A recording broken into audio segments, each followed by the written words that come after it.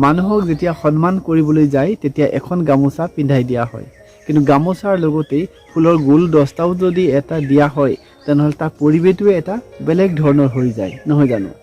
আহক আজি ফুলৰ গুলদস্তা কেনেদৰে বনোৱা হয় মই আপোনালোকক ভিডিঅ'ৰ দ্বাৰা দেখাবলৈ চেষ্টা কৰিছোঁ এইখিনি মোৰ ফুলৰ বাগিচা ইয়াত অনেক ধৰণৰ ফুল আছে সেই অনেক ধৰণৰ ফুলৰ পৰাই মই দুই এটা ফুল লৈ এটা সুন্দৰ গুলদস্তা বনাই আপোনালোকক উপহাৰ দিম এই ভিডিঅ'টো অন্তিমলৈকে স্কিপ নকৰাকৈ চাই থাকিব তেনে বলক আমি আগবাঢ়ো গুলদস্তা বনাবৰ কাৰণে কি বস্তুৰ সামগ্ৰীৰ প্ৰয়োজন হয় মই আপোনালোকক দেখুৱাই যাম এইটো আৰিকা পাম ফুলৰ গুলদস্তা বনাবৰ কাৰণে সচৰাচৰ আৰিকা পাম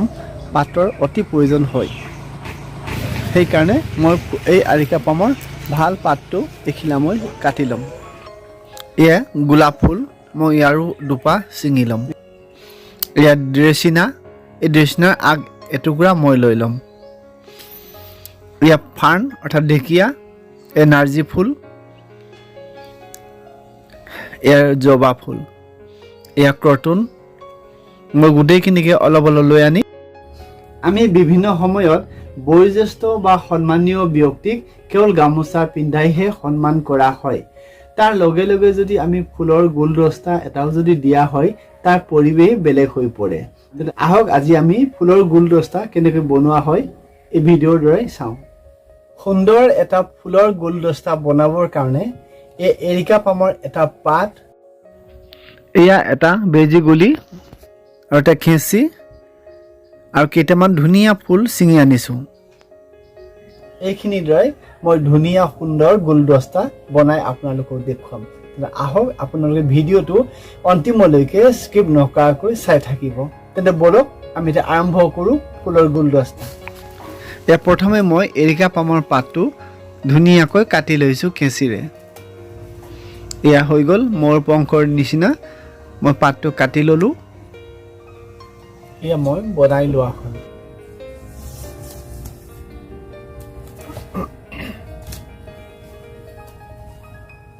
এইটো ফুলৰ নাম একযোৰা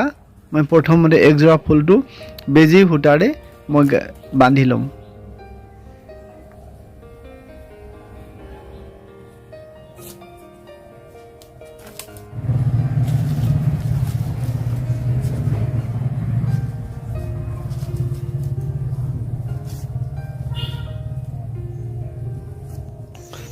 আপোনালোকে চাই যাওক এয়া বেজি গুলিৰে মই কেনেদৰে ফুলবিলাক চিজিল লগাই গাঁঠি গৈছোঁ এইখিনি হৈছে সুদৰ্শন ফুল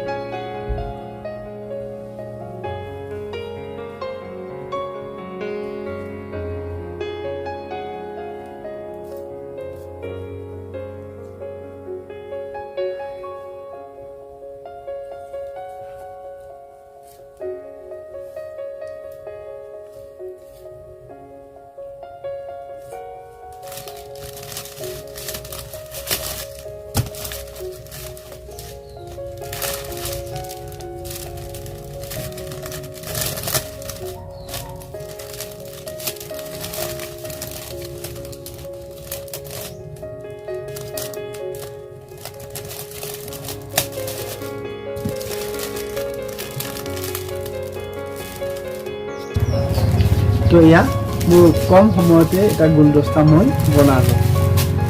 আমি এনেদৰে গুলদস্তা বনাব পাৰোঁ। এয়া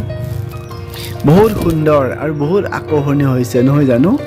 কিনা গুলদস্তাতকৈ আমি নিজে হাতে বনোৱাটো তাতকৈ বেছি ভাল হয়। কম সময়তে আমি ভাল গুলদস্তা বনাই মানুহক সন্মান কৰিব পাৰিম নহয় জানো? চাওক